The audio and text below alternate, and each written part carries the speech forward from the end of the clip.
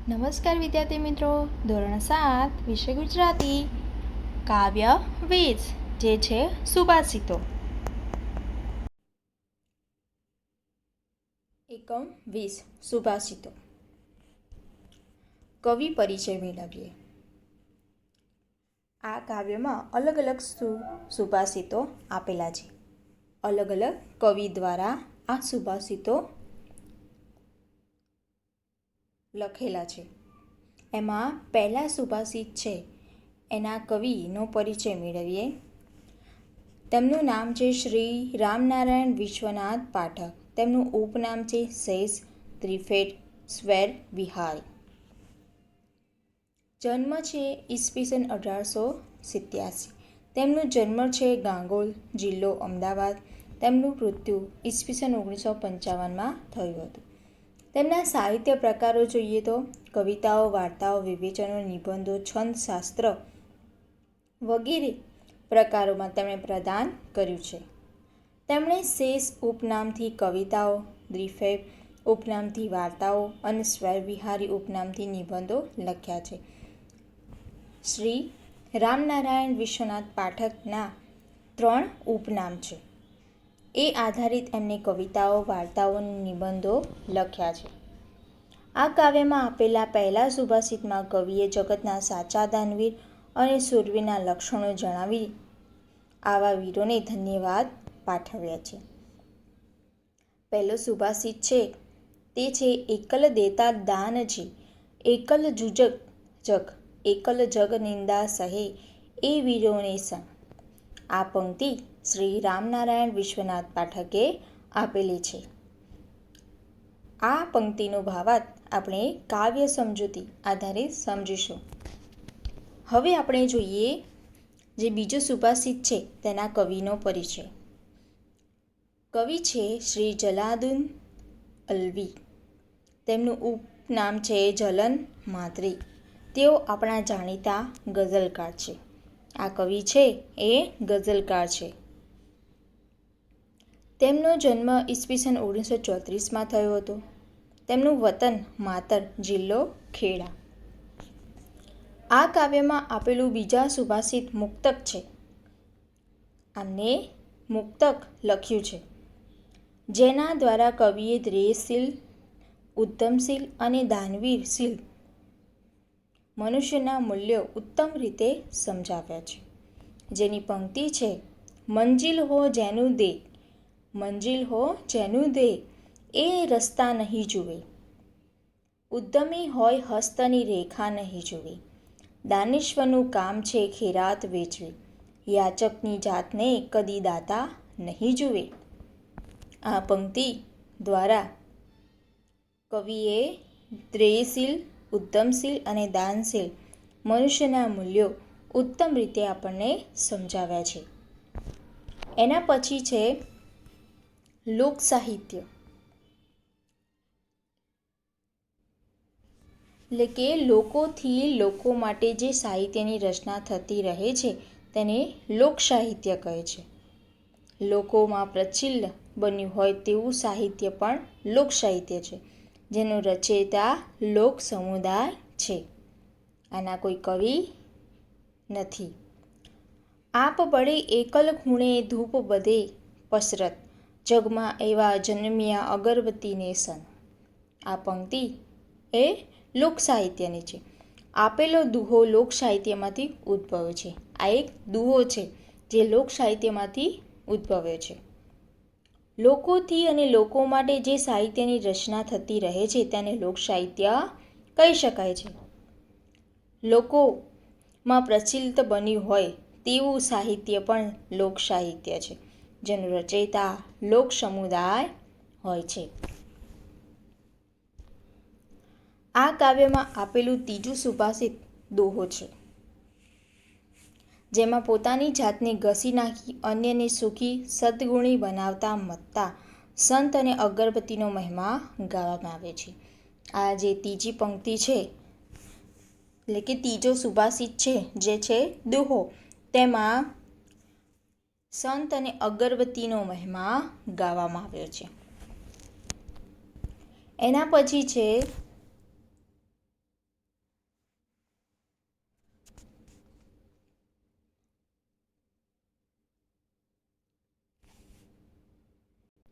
ગઝલ પંક્તિના કવિનો પરિચય. નામ શ્રી કૃતુ આઝાદ. તેમનો જન્મ ઈસવીસન 1922માં થયો હતો. જન્મ સ્થળ છે બગસરા, જિલ્લો અમરેલી. તેમનું મૃત્યુ ઈસવીસન 2006માં થયું હતું. કવિ શ્રી કૃતુબ આઝાદે વર્ષો સુધી તમન્ના નામનું માસિક ચલાવી સાહિત્યની ઉમદા સેવા કરી છે. તેમણે સમાજની સાપત સમસ્યાને કેન્દ્રમાં રાખી અનેક લોકભોગ પદ્ય રચનાઓ પણ આપી છે. આ ઉપરાંત તેમણે 12 જેટલા પુસ્તકો પણ આપ્યા છે. આ કાવ્યમાં આપેલું ચોથું સુભાષિત એ ગઝલ છે. આ જે ચોથો સુભાષિત છે એ ગઝલ છે, જેમાં કવિએ નમ્રતાનો મહિમા સુંદર રીતે સમજાવે છે. પંક્તિ છે: ફળો આવે છે ત્યારે ડાળીઓ નીચી નમી જઈ. ફળો આવે છે ત્યારે ડાળીઓ નીચી નમી જઈ. ખરેખર નમ્રતા શું છે એ જમાનાને બતાવે છે. આ એક ગઝલ છે.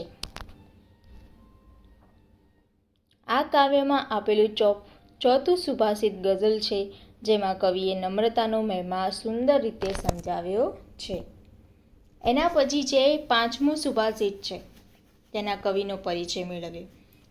શ્રી વેણીભાઈ પુરોહિત. તેમનું ઉપનામ છે સંત ખુરશીદાસ. તેમનો જન્મ ઈસવીસન 1916માં થયો હતો. જન્મ સ્થળ છે જામખંભાળિયા, જિલ્લો જામનગર. તેમનું મૃત્યુ ઈસવીસન 1980માં થયું છે. તેમના પિતાનું નામ જમનાદાસ, તેમની માતાનું નામ ગુલાબબહેન. તેમના ગીત સંગ્રહ છે ઝરમર, પઢોળિયાની પદ્મણી, નયણા. આ કાવ્યમાં આપેલા છેલ્લા સુભાષિતમાં કવિએ ચિંતા, દુઃખ, ખડરાગ વગેરે ભાવો ભૂલાઈ જાય છે. આ છેલ્લા સુભાષિતમાં કવિએ ચિંતા, દુઃખ અને ખડરાગના ભાવો આપેલા છે, જેની પંક્તિ છે: જે ઠરે દુખડા ઠરે, જે ઠરે દુખડા ઠરે, ઠરી જાય ખટરાગ, પણ ઈર્ખાની આગ ઠારે ત્વમી બમણી બને.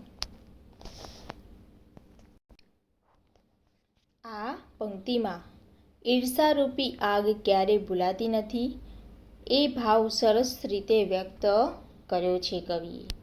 તો આ અલગ અલગ સુભાષિતો આપણે જોયા અને તેના અલગ અલગ કવિ પણ છે. તેનો પરિચય મેળવ્યો.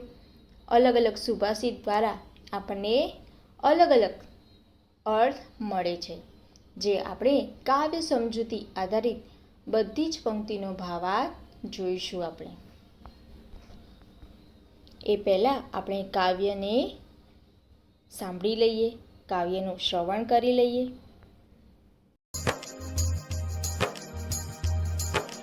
એકલ દેતા દાન જે, એકલ ઝૂંઝત જંગ, એકલ જગ નિંદા સહે, એ વીરોને સંગ. મંજિલ હો જેનું ધ્યેય, એ રસ્તા નહીં જુએ. ઉદ્યમી હો હસ્તની, રેખા નહીં જુએ. દાનેશ્વરીનું કામ છે ખૈરાત વેચવી. યાચકની જાતને કદી દાતા નહીં જુએ. આપ બળે કલ ખૂણે, ધૂપ બધે પ્રસરંત.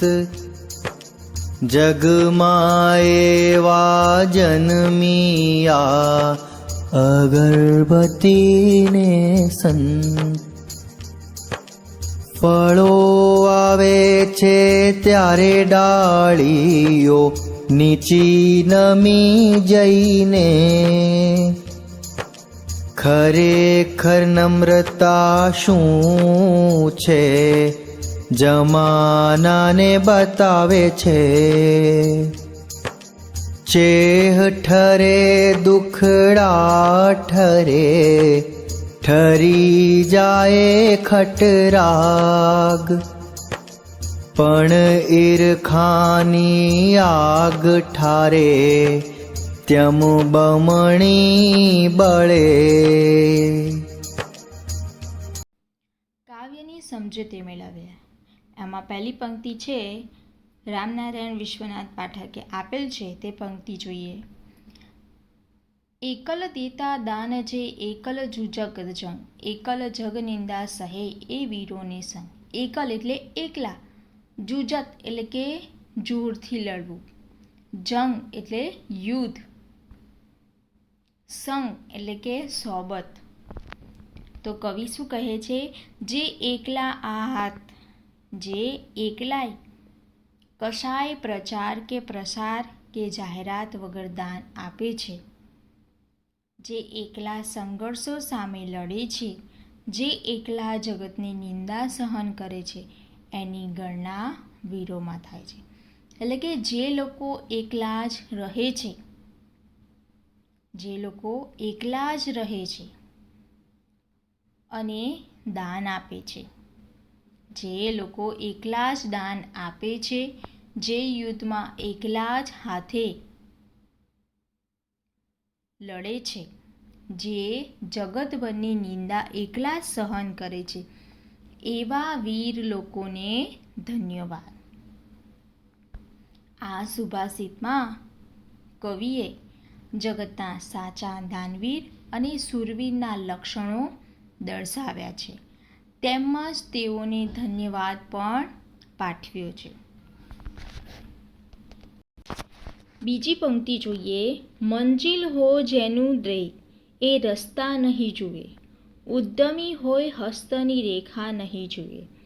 દાનેશ્વરનું કામ છે ખેરાત વહેંચવી, યાચકની જાતને કદી દાતા નહીં જુએ. આ પંક્તિ જલન માતરીએ આપેલ છે. તેનો ભાવાર્થ જોઈએ. સમજૂતી. જે માણસનું ધ્યેય લક્ષ્ય સ્થાને પહોંચવાનું છે તે રસ્તા કેવા છે એવું ક્યારેય જોતો નથી. જે માણસ મહેનત કરવામાં માને છે એ ક્યારેય પોતાના હાથની રેખા પણ જોતો નથી.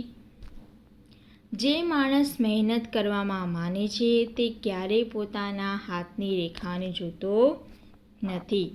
જે માણસ દાનેશ્વર છે એનું કામ તો હંમેશા દાન કરવાનું જ છે અને એ દાતા ક્યારેય યાચકની જાતને જોતો નથી. કવિ અહીંયા શું કહે છે કે જેનું લક્ષ્ય પોતાની મંજિલ સુધી પહોંચવાનું તે રસ્તો નથી જોતો, કે રસ્તો કેવો છે એ જોતો નથી. મહેનતું હોય, જે મહેનતું હોય તે પોતાના હાથની રેખા પણ જોતો નથી, કે નસીબની આધારે પણ બેસી રહેતો નથી. દાનેશ્વરનું કામ છે ખેરાત વહેંચવાનું અને યાચક એટલે કે માગનાર, માગનાર કઈ જાતનો છે એ દાતા જોતો નથી. એટલે કે માગનાર જે છે તેની જાત દાતા એટલે કે જે દાન આપે છે એ એની જાત જોતો નથી. તો આ સુભાષિતમાં કવિએ લક્ષ્ય સ્થાને પહોંચનાર પ્રવાસી, ઉદ્યમીશીલ મનુષ્ય અને સાચા દાતાના ગુણ લક્ષણો જણાવ્યા છે. કવિ કહે છે કે પોતાના લક્ષ્ય સ્થાને પહોંચનાર પ્રવાસી માર્ગમાં આવનાર મુશ્કેલીઓની ચિંતા કરતો નથી.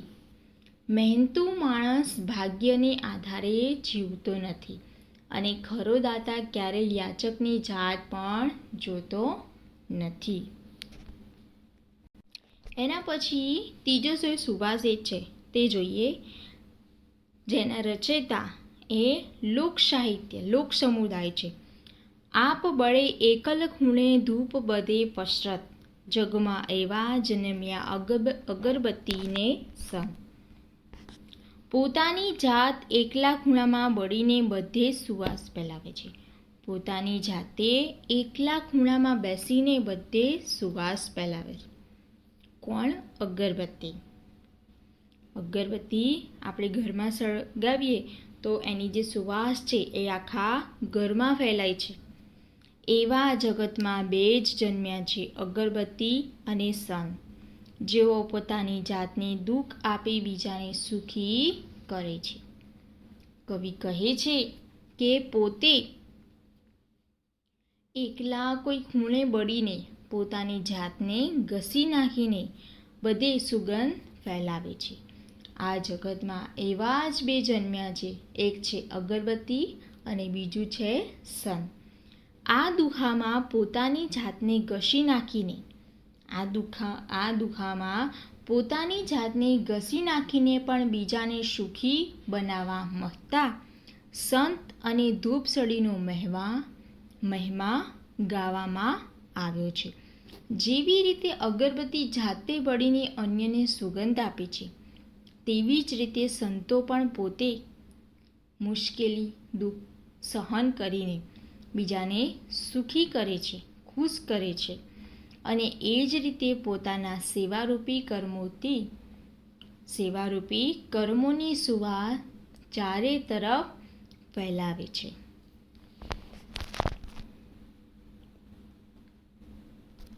એના પછીની પંક્તિ છે, ફળો આવે છે ત્યારે ડાળીઓ નીચે નમી જઈ, ખરેખર નમ્રતા શું છે જમાનાને બતાવે છે.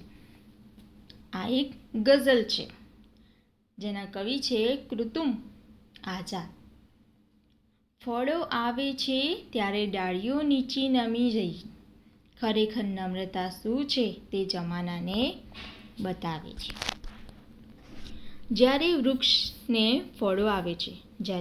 પર ફળો આવે છે ત્યારે તે વૃક્ષની ડાળીઓ નીચે નમી જાય છે અને જાણે એ વૃક્ષ આખી દુનિયાને એ બતાવવા માંગે છે કે ખરેખર આને જ નમ્રતા કહેવાય. શું કહે છે કવિ? કે વૃક્ષની ડાળીઓ પર જ્યારે ફળો આવે છે ત્યારે ડાળીઓ આપોઆપ નીચે નમી જાય છે. આ રીતે નીચે નમીને તે જમાનાને બતાવે છે કે ખરેખર નમ્રતા શું છે. જગતને આ રીતે નમ્રતાનું શ્રેષ્ઠ ઉદાહરણ પૂરું પાડે છે. આ પંક્તિમાં ડાળી અને ફળના ઉદાહરણ દ્વારા નમ્રતાનો મહિમા ગાવામાં આવ્યો છે. જેમ ડાળી પર ફળ આવતા તે નમ્રતાથી ઝૂકી જાય છે, તેમ માણસે પણ જ્ઞાન, લાયકાત પ્રાપ્ત થતાં વિનમ્રતા ધારણ કરવી જોઈએ. કેમ કે જે નમે છે તે સૌને ગમે છે. જે નમે છે એ સૌને ગમે છે. એના પછી છેલ્લી પંક્તિ છે, જે ઠરે દુખડા ઠરે ઠરી જાય ખટરાગ, ઈર્ખાની આગ ઠારે ત્વમી બમણી બળે. ખટરાગ એટલે કજિયો, અણબનાવ. જે એટલે કે મરદાની ચિતા. ઈર્ખા એટલે ઈર્ષા. જેમ સ્મશાનમાં મરદાની ચિતાને લગાડેલી આગ થોડા સમય સુધી શાંત થઈ જાય છે, તેમ તેની સાથે ખરાબમાં ખરાબ વ્યક્તિના દુઃખો અને કજિયો કંકાસ પણ શાંત થઈ જાય છે. પણ ઈર્ષાની આગ જેમ શાંત કરો તેમ બમણી બન્યા કરે છે. એટલે જ ઈર્ષાની આગ વધતી જ રહે છે, એ ક્યારેય શાંત થતી નથી. કવિ આપણને કહે છે કે મરદાની ચિતા થોડા સમય પછી ઠરી જાય છે, શાંત થઈ જાય છે. દુઃખ અને અણબનાવ પણ સમય જતાં શમી જાય છે, શાંત થઈ જાય છે. પરંતુ ઈર્ષારૂપી જે આગ છે તે શાંત થતી નથી. ઈર્ષારૂપી આગ એવી છે કે આપણે જેમ ધારવાનું શાંત કરવાનો પ્રયત્ન કરીએ તેમ તે બમણી થતી જાય છે. આ સુભાષિતમાં કોઈની ઈર્ષા કરવી જોઈએ નહીં એવો ભાવ પ્રગટ થયો છે. આ સુભાષિતમાં કયો ભાવ રહેલો છે? તો કોઈની ઈર્ષા કરવી જોઈએ નહીં. કવિ કહે છે કે ચિંતા, દુઃખ, ખટરાગ, અણબણાવની આગ સમય જતાં ઠરી જાય છે, પરંતુ મનુષ્યના મનમાં રહેલી ઈર્ષારૂપી આગ ઠરતી નથી. જો તેને ઠારવાનો પ્રયત્ન કરવામાં આવે તો એ બમણા વેગથી સળગે છે.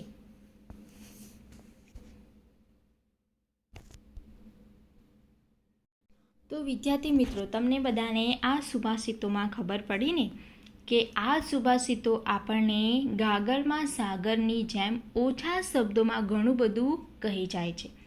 સુભાષિતોમાંથી આપણને અર્થસભર જીવન જીવવા માટેની સમજદારી, પ્રેરણા અને પ્રોત્સાહન મળે છે. અહીં વિવિધ વિષયોને સ્પર્શતા જુદા જુદા કવિઓના 5 સુભાષિતો પ્રસ્તુત છે. આ સુભાષિતોમાં સાચા દાનવીર, શૂરવીર, ઉદ્યમશીલ મનુષ્યના લક્ષણો દર્શાવવામાં આવ્યા છે. તો વળી સંત, અગરબત્તી અને નમ્રતાનો મહિમા પણ ગવાયો છે. આમ વિવિધ વિષયોને પ્રસરતા આ સુભાષિતો અનુભવના નિચોડ સમાન અને ચિંતન મનન કરવા યોગ્ય છે.